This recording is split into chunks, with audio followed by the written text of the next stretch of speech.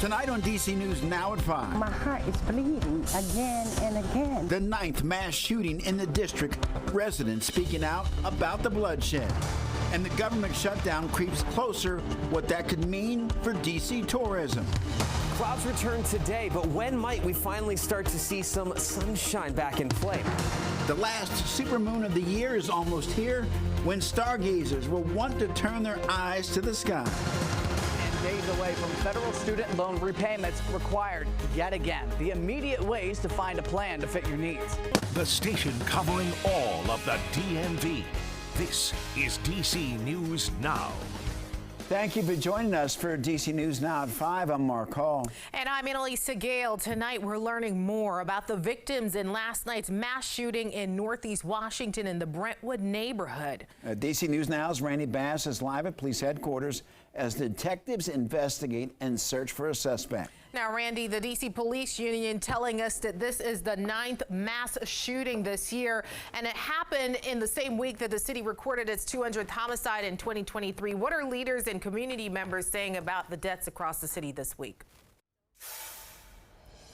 Yeah, Mark, Annalisa, it's really just been nonstop all week long across the district. At least 5 people shot and killed within district borders, even more hit by gunfire in that same span. And right now, community members just trying to come to grips with everything that's happened. We're hearing from Washingtonians tonight and just the raw emotion that they have surrounding this, along with leaders searching for solutions.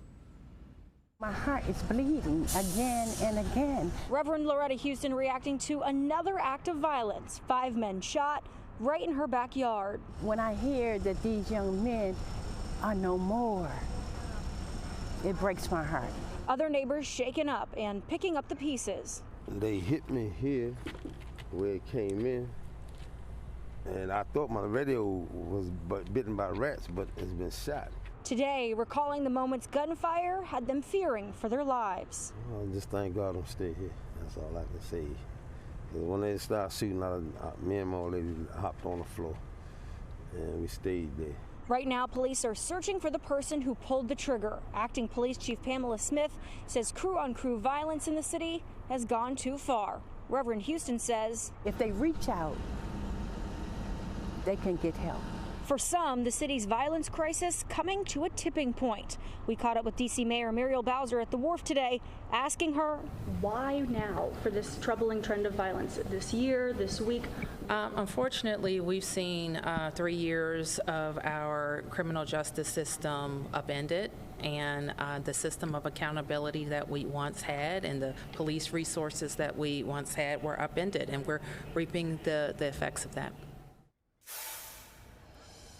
Yeah, you heard the mayor say it herself. Some of the problem with the city's crime issues lie within policing and prosecution. She says the department has had an incredibly difficult time both attracting and retaining officers over the last several years, losing hundreds of officers to other departments and others just leaving the force altogether. As for those investigations underway across the city into those incidents, right now police are begging for the public's help. Anybody who knows anything at all is urged to get in contact with detectives tonight.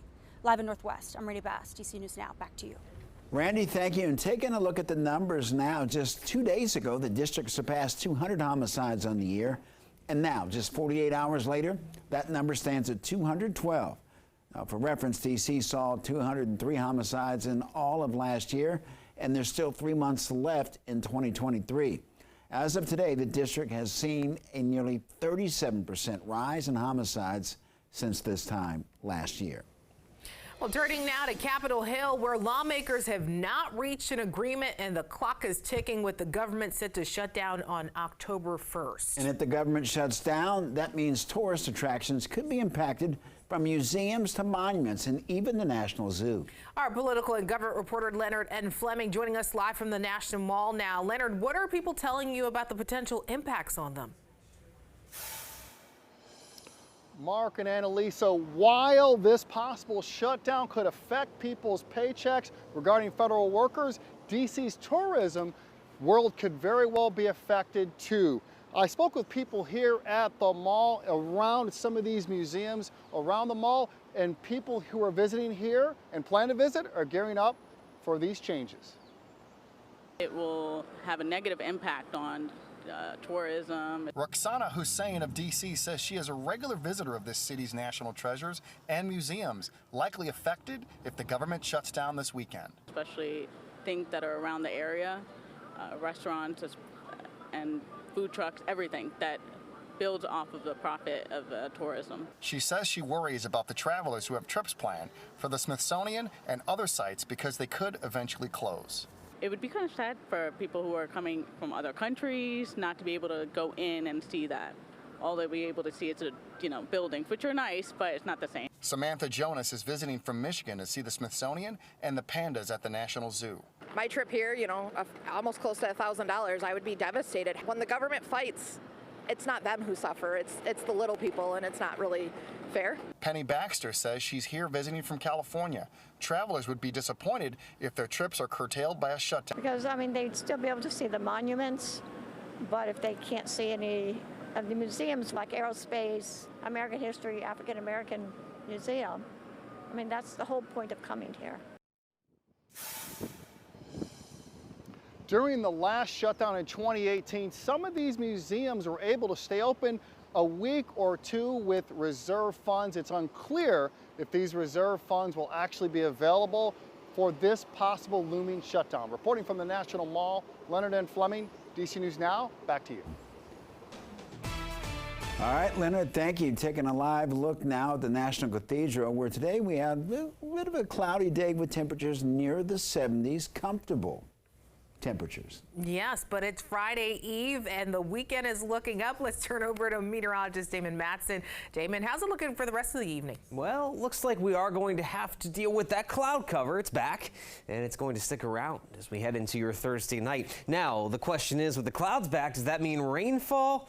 Not necessarily, though. We are watching out for the chance of some very light rain. We are picking up on a few light showers down across southern Maryland from Lexington Park and Waldorf back over toward Annapolis and over the Bay Bridge there toward Kent Island. But nothing else really showing up to the west of I-95. Some clouds certainly being found out across western Maryland with some rainfall looming on the horizon in western Pennsylvania, but largely, again, we're just wedged between two separate disturbances here. One batch of clouds and rainfall off of the Atlantic coastline still, and another that is pushing across the Ohio River Valley now into our western counties here. So since we are wedged right in between, well, we will continue to have more of this cloudiness, and I would grab the umbrella and that light rain jacket, if you will, just in case. It looks like, if anything, we'll just see some pockets of on and off light drizzle over the next few hours. No sort of steady rainfall, but wherever this drizzle does start to develop, it will be enough to turn things a little bit soggy. And yes, back to those damp conditions we experienced earlier on this week. And some of this rain does look to last as we go into the night tonight. But as we get ready to kick off the weekend, is it going to start to dry out and also turn rather sunny? We'll have a full look at your forecast coming up here in just a bit. All right, Damon, thank you. Turning now to Maryland, where we're learning new details about how Montgomery County Public Schools plan on addressing what the Board of Education described as significant and troubling failures by senior management. As a father of MCPS students, as the chair of this committee, as a council member, as a former MCPS student, we are all deeply troubled by the allegations, as I know is the board and MCPS. Earlier this month, a report outlined that Principal Joel Beidelman was promoted despite numerous sexual harassment allegations. Today, Superintendent Dr. Monifa McKnight outlining some of the changes she would like to see following the findings from that report, including updating the approval process for promotions and improving the team that vets each candidate. We want to have more and earlier engagement, and we also want to make sure the Board of Education, like I as a superintendent, have confidence in the process in which they see that all avenues have been checked and what the procedures are, so that when they raise their hands to vote for those potential appointments moving forward, that they then have a vetted system. The Montgomery County Inspector General's office is investigating this case. They'll review the response to the allegations against Beidelman and the allegations made since July 2023 and beyond. And in Virginia now, police are on the lookout for these 3 suspects who they say robbed an Ulta beauty store in Stafford County. It happened on Wednesday at the Stafford Marketplace. Police say the suspects stole several perfume bottles and large tote bags before driving away. The stolen items are worth about $4,000. To Loudoun County, we could soon have a verdict in the case against the school division's former superintendent, Scott Zegler. A special grand jury indicted Zegler for allegedly retaliating against a teacher. That teacher, Aaron Brooks, had testified that same special grand jury as it investigated the school division's handling of sexual assault cases. Haley Mylon has been in the courtroom all week and brings us up to speed on the case. Yeah, day 4 of a trial here in Loudoun County that was originally slated to take just 2 days featured testimony from school board members and administrators. Scott Zegler is accused of retaliating against former special education teacher Aaron Brooks after the administration recommended not renewing her teaching contract. Brooks had said a nonverbal autistic 10-year-old repeatedly touched her inappropriately in her classroom and that administrators didn't stop it. She filed a Title IX complaint about the issue in March of 2022, and that same month, Brooks also went to political operative Ian Pryor, who addressed the issue publicly during a school board meeting. Prosecutors say she was fired for speaking up, but the division says she violated the student's privacy in doing so. Today, on the stand, Lisa Bullen, the director of human resources, testified that the division's lawyer reviewed Brooks's file before her firing, determining that there was cause for her termination, which was also based in her performance as a teacher. And we'll be inside the courtroom throughout the afternoon as the jury is expected to hear closing arguments. But the dramatics don't stop there between Zegler and Brooks. Brooks said that she filed a $1 million civil lawsuit against Zegler.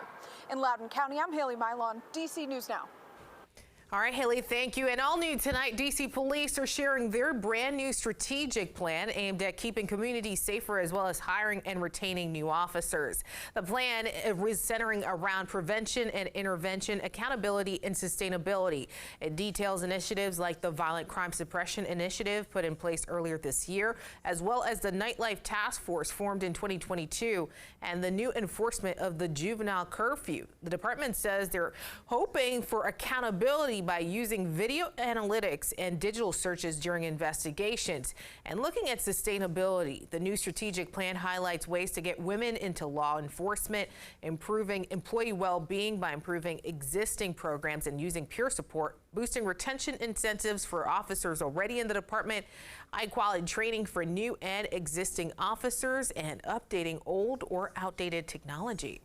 The city of Hagerstown is trying to encourage businesses to locate downtown and open in storefronts that were forced to close during the pandemic. The city's new $40 million urban improvement project is making repairs to blighted buildings around Washington and Potomac Streets and the pedestrian plaza at the intersection. And they hope to encourage mixed-use development near the Maryland Theater and the Barbara Ingram School for the Arts and the Hagerstown Cultural Trail and University System of Maryland campus. Down the street, they're starting a new baseball field.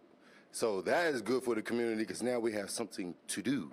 For the investors coming in, if you want to make sure you can progress way better, invest in things that can have the community doing a little more. $40 million funding is drawn from federal, state, county, and even private foundation sources.